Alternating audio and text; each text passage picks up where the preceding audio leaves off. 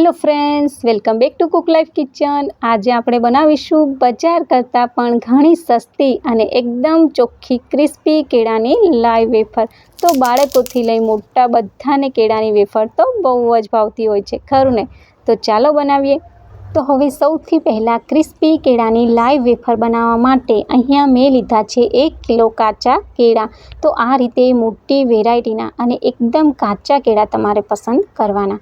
હવે આપણે આ રીતે 2 કેળાની છાલ કાઢી લઈશું। તો અહીંયા એકસાથે બધા કેળાની છાલ નથી કાઢવાની, કારણ કે છાલ ઉતાર્યા પછી કેળા કાળા પડી જતા હોય છે। તો આ રીતે કેળા પર લીલો ભાગ જરાય ના રહે તે રીતે આપણે કેળાની છાલ કાઢવાની છે, કારણ કે તળાયા પછી જો લીલો ભાગ કેળા પર હશે ને તો વેફર ઓછી પડી જશે। તો આ વાતનું તમે અહીંયા ખાસ ધ્યાન રાખજો। આ રીતે બંને કેળાની છાલ નીકળી ગઈ પછી આપણે કેળાને થોડી વાર માટે સાઈડમાં મૂકીશું અને ગરમ ગરમ કેળાની વેફર પર સ્પ્રિંકલ કરવા માટેનો ટેસ્ટી મસાલો તૈયાર કરીશું। તો 1 ચમચી લાલ મરચું પાવડર અને 1 નાની ચમચી સિંધાળું મીઠું અને 1 નાની ચમચી મરી પાવડર અને અડધી ચમચી જેટલો આપણે સંચળ પાવડર ઉમેરીશું અને એકવાર આ બધું મિક્સ કરી લઈશું।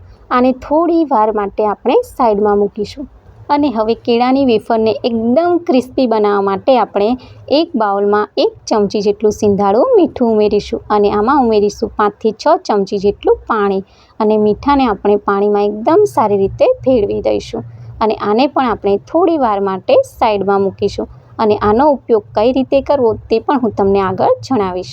અને હવે આપણે બનાવીશું કેળાની વેફર। તો પરફેક્ટ કેળાની વેફરને બનાવવા માટે ગરમ તેલમાં ડાયરેક્ટ જ પાડવાની હોય છે, પણ જો તમારે એ રીતે ના કરવું હોય ને તો તમે આ રીતે અડધા કેળાની વેફરને પાડી અને પછી ગરમ તેલમાં તળી શકો છો, તો પણ કેળાની વેફર ક્રિસ્પી બનશે। પણ અત્યારે આપણે લાઈવ કેળાની વેફર બનાવી રહ્યા છીએ, એટલે તેલને એકદમ ઉકળતું ગરમ કરીશું અને તેલ એકદમ ગરમ થઈ જાય ને પછી આપણે કેળાની એક વેફર નાખીને જોઈ લઈશું। તો આ રીતે તરત જ ઉપર આવે ને એટલે તેલ એકદમ પરફેક્ટ ગરમ છે, ત્યારે આપણે કેળાની વેફરને પાડીશું। તો આ રીતે ગરમ તેલમાં જ આપણે સ્લાઇસરથી કેળાની વેફર પાડીશું અને કેળું અહીંયા ચીકણું હોય તો તમારે કેળાની વેફર પાડતી વખતે થોડું ધ્યાન રાખવાનું, કારણ કે તેલ પણ એકદમ ગરમ હોય છે। આ રીતે બધી કેળાની વેફર પડાઈ જાય ને પછી આપણે આમાં 1 નાની ચમચી જેટલું મીઠાવાળું પાણી જે આપણે પહેલાં કરીને રાખેલું તે આપણે નાખીશું અને આ રીતે પાણી નાખ્યા પછી ગેસની ફ્લેમને એકદમ લો કરી દેવાની છે, કારણ કે ગરમ તેલમાં જ્યારે પાણી પડશે ને ત્યારે તેમાં તળતળ થશે। તો આ વાતનું ધ્યાન રાખજો અને પાણી ઉમેર્યા પછી 1 મિનિટ સુધી કન્ટિન્યુ કેળાની વેફરને ફેરવતા રહીશું, એટલે ધીમી આંચ પર કેળાની વેફર તળાશે ને એટલે તે લાલ નહીં બને અને એકદમ ક્રિસ્પી બનશે। તો આ એક બેન્ચને તળાતા 3 થી 4 મિનિટ જેટલો અહીંયા સમય લાગે છે। તો તમે તૈયાર થયેલી એકવાર આ કેળાની વેફરનો અવાજ સાંભળો, બની છે ને એકદમ ક્રિસ્પી।